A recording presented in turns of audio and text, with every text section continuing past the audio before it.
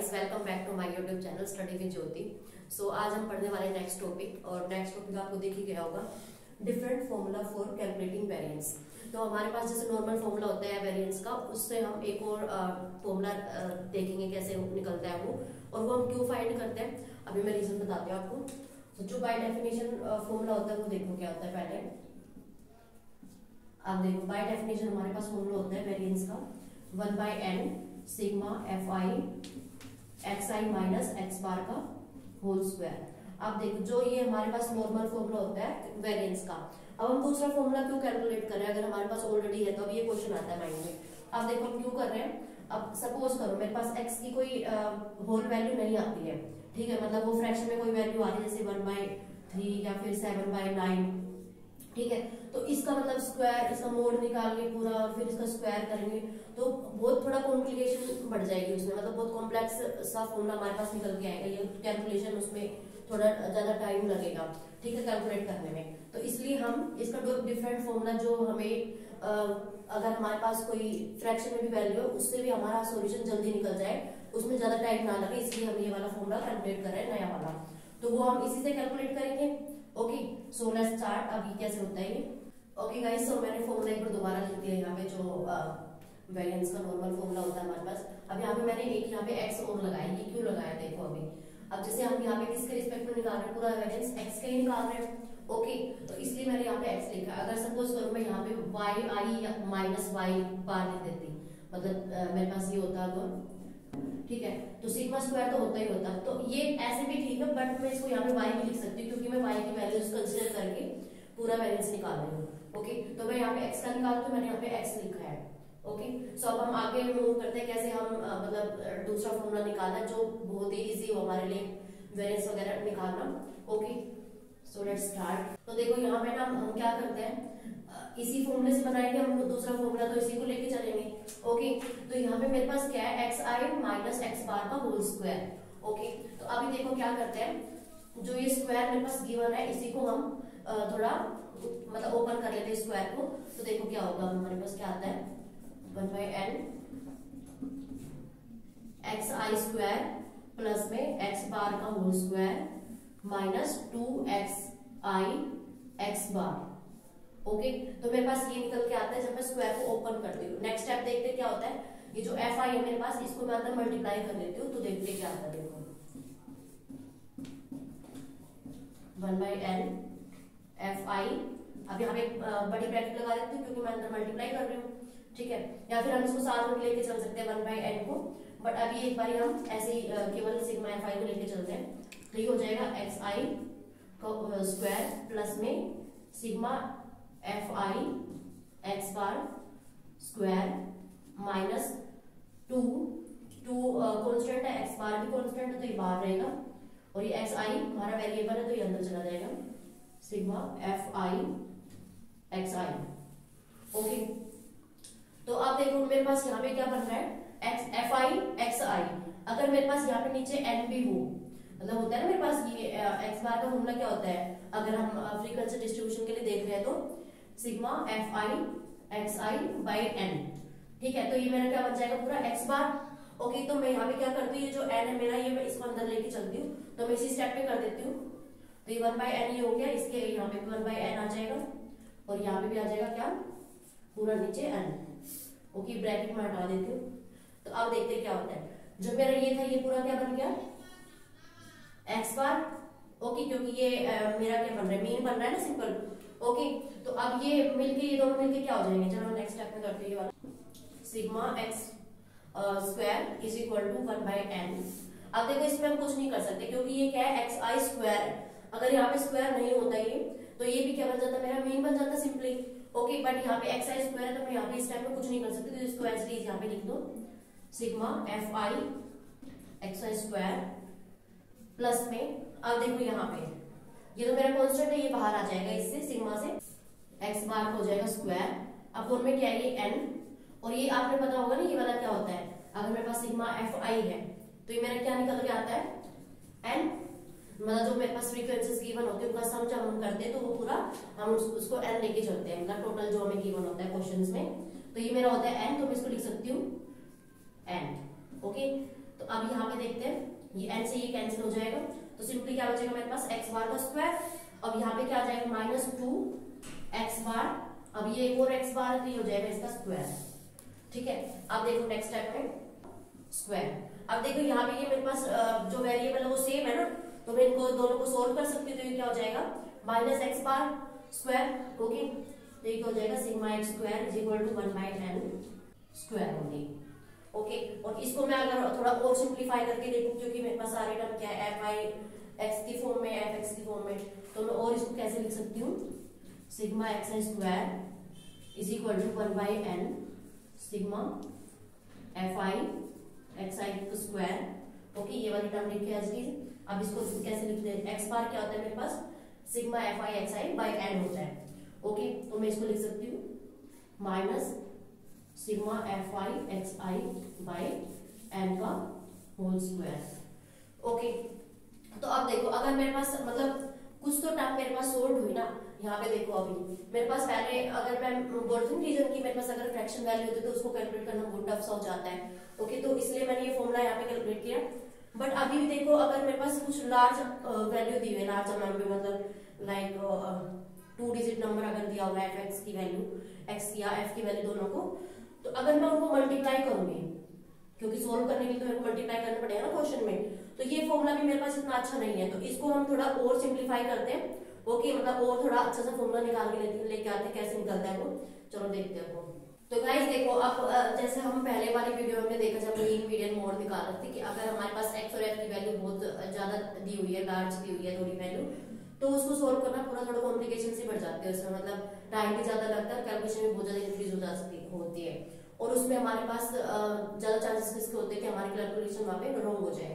तो उसको रिड्यूस करने के लिए हम क्या करते हैं, यहाँ पे जैसे हम पहले लेते थे डेविएशन, तो यहाँ पे भी हमें वही करना है कि हमें डेविएशन लेना है। ओके, तो वो कैसे लेना है देखो, डेविएशन को हम सिंपली डी से डिनोट करते हैं, तो मैं यहाँ पे सपोज करती हूँ D I is equal to X I minus A. Okay, मतलब एक्स आई मैंने एक्स आई मान लिया कि ऑब्जर्वेशन है मेरे पास, और मैं डेविएशन किस चीज का ले रही हूँ, मतलब कोई ये मैंने कोई आर्बिट्रेरी पॉइंट है जो हम नॉर्मली क्या लेते हैं कि जो मेरे पास ऑब्जर्वेशन गिवन है उनका कोई मिड पॉइंट, मतलब मिड वैल्यू जो हमारे जो बीच में लाई कर रही हो, ठीक है, वो हम नॉर्मली लेके चलते हैं। तो मैंने मान लिया ये एक ए आर्बिट्रेरी पॉइंट है और ये हम डेविएशन फाइंड करें ताकि हमारा कैलकुलेशन बहुत कम हो जाए। ओके, तो अब इसमें देखते हैं हमें ये फॉर्मूला बनाना है। अब देखो मैं यहाँ पे क्या करने वाली हूँ, इसकी ये चीज फाइंड करने वाली हूँ, ये किसके इक्वल आएगी। ठीक है, अभी आप देखोगे तो समझ जाओगे। फिर मैंने ले लिया, अब मैं सपोज करो इसे मल्टीप्लाई कर देती हूँ दोनों तरफ में 1/n सिग्मा fi से, दोनों तरफ मल्टीप्लाई कर देती हूँ, तो ये क्या आ जाएगा, इधर ये di हो जाएगा इधर, ठीक है, और इधर अगर हम मल्टीप्लाई करते हो 1/n, क्योंकि अगर हम मल्टीप्लाई करें तो दोनों साइड होती है, ये तो नहीं कि एक साइड होगी ओनली। ओके, तो यहाँ पे क्या हो जाएगा ये xi माइनस a। ओके, अब नेक्स्ट स्टेप में देखते हैं क्या होता है, 1/n sigma fi di is equal to 1/n sigma fi xi minus 1/n sigma fi a। Okay, तो अब देखो यहाँ पे अब मैं क्या क्या कर सकती हूँ। अब ये देखो जैसे मेरे पास सिंपली होता है ना x बार का फॉर्मूला कि 1/n sigma fi xi। Okay, तो मेरा x बार मतलब मीन निकल जाता है, तो मैं इसको कैसे, अब ये डेविएशन है तो मतलब ये मान लो कि डेविएशन का जो मीन है वो निकला है, तो यहाँ पे मैं इसको डिनोट कर सकती हूँ d बार से सिंपली। ठीक है, इज इक्वल टू ये मेरा पूरा क्या बन रहा है, मीन बन रहा है ये वाला ऐसे ही, तो इसको क्या लिख सकती हूँ, x बार लिख सकती हूँ। अब यहाँ पे देखो एक बार ये 1/n है और ये सिग्मा fi है, और ये fi मेरा किसके इक्वल होता है, n के, तो इस n से ये n कैंसिल हो जाएगा। ओके, तो मेरे पास क्या बचेगा, सिंपल a, तो ये हो जाएगा माइनस a।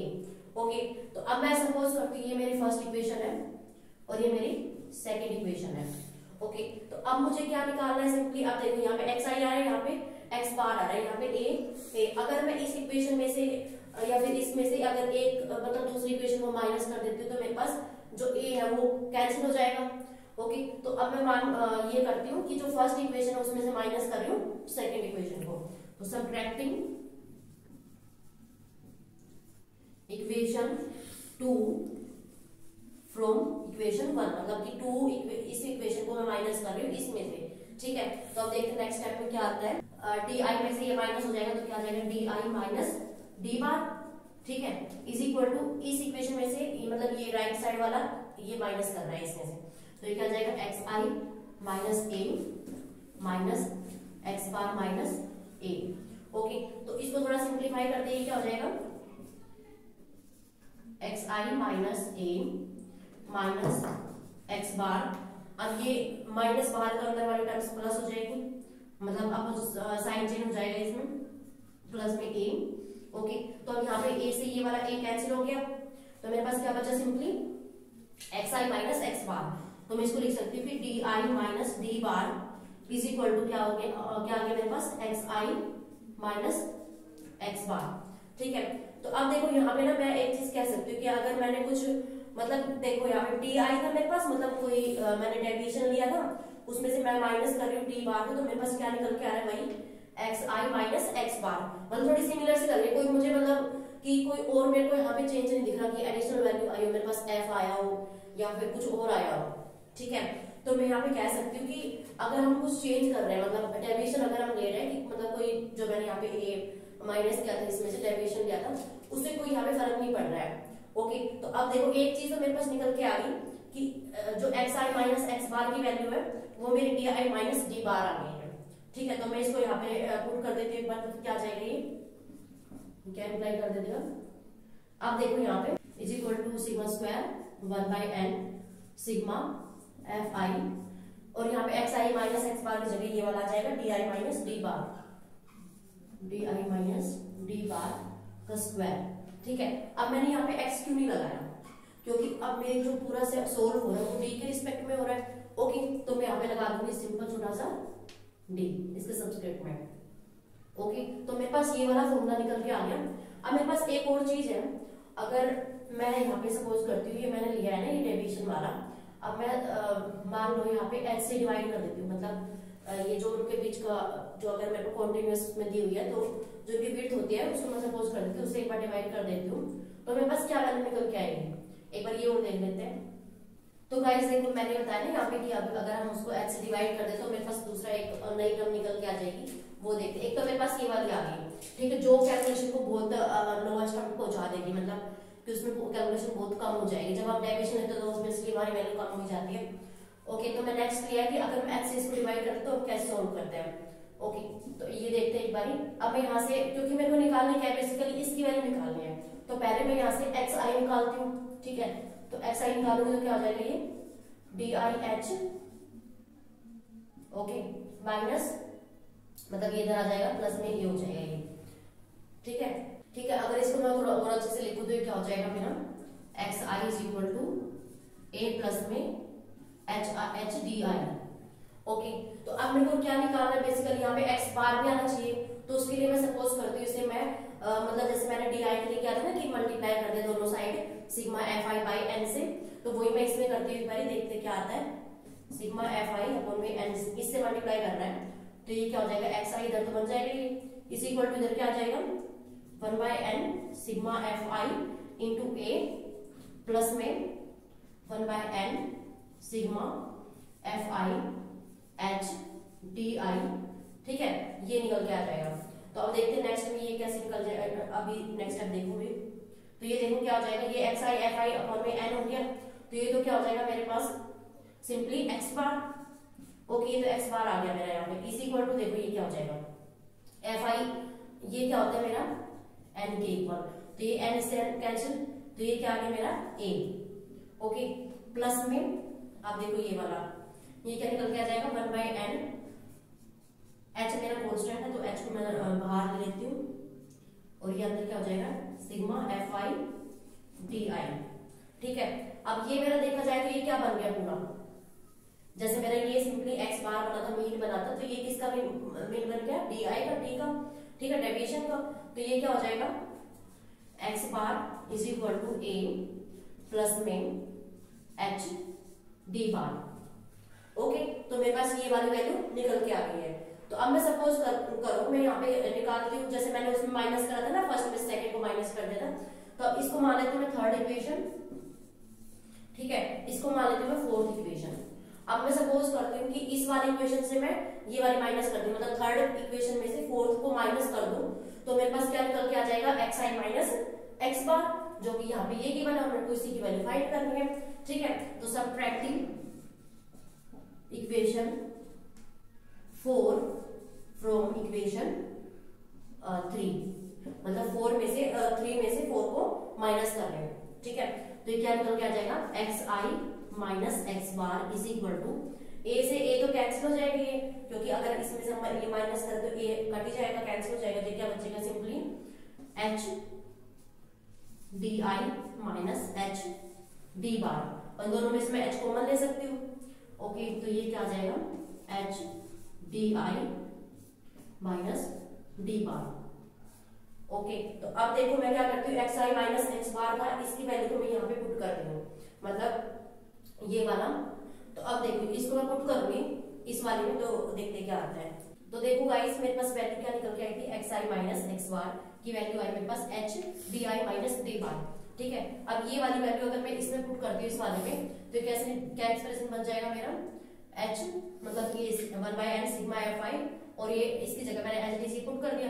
तो एच तो यहाँ पे फालतू है, इसको बाहर ले आते हैं क्योंकि कांस्टेंट भी है, तो एच बाहर निकलेगा तो स्क्वायर ऊपर, तो एच स्क्वायर बन जाएगा, और एच स्क्वायर बाहर ले सकते हैं क्योंकि ये वेरिएबल तो है नहीं। ठीक है, तो ये क्या बन जाएगा, sigma square is equal to 1/n H square sigma F I D I minus D bar का स्क्वायर। ओके, और इसको अच्छे से लिखने तो मैं क्या बन जाएगा, sigma D square is equal to 1/h square by n sigma F I D I minus D bar. Okay, तो मेरे पास फाइनली ये वाला फॉर्मूला निकल के आ गया, और इसको सिंपली मैं ये सिग्मा डी स्क्वायर बुला सकती हूँ कि वेरिएंस निकल गया मेरा डेविएशन का। ओके, तो ये हमारा फाइनली फॉर्मूला निकल के आता है वेरिएंस का। ओके, अगर हम वहाँ पे एच भी लेना, मतलब एच अगर मेरे पास वहाँ पे गिवन है तो ओके, मतलब अगर कॉन्टिन्यूअस वैल्यू मतलब इस टाइप से अगर वैल्यूज गिवन है 20 माइनस 30 30 to 40 डाटा ऑब्जर्वेशन अगर इस वे में गिवन है तो मेरे पास। ठीक है, तो ये मेरे पास फॉर्मूला निकल के आता है फाइनली। तो इसका बेस्ड हम एग्जांपल देखेंगे नेक्स्ट वीडियो में, क्योंकि ये ऑलरेडी बहुत लंबी हो गई वीडियो फॉर्मूले में फॉर्मूला कैलकुलेट करने में आई थिंक। ओके, तो मिलते हैं नेक्स्ट वीडियो में। Thank you so much for watching, bye bye. कोई डाउट हो तो आप कमेंट बॉक्स में कमेंट कर सकते हैं। ओके, सो या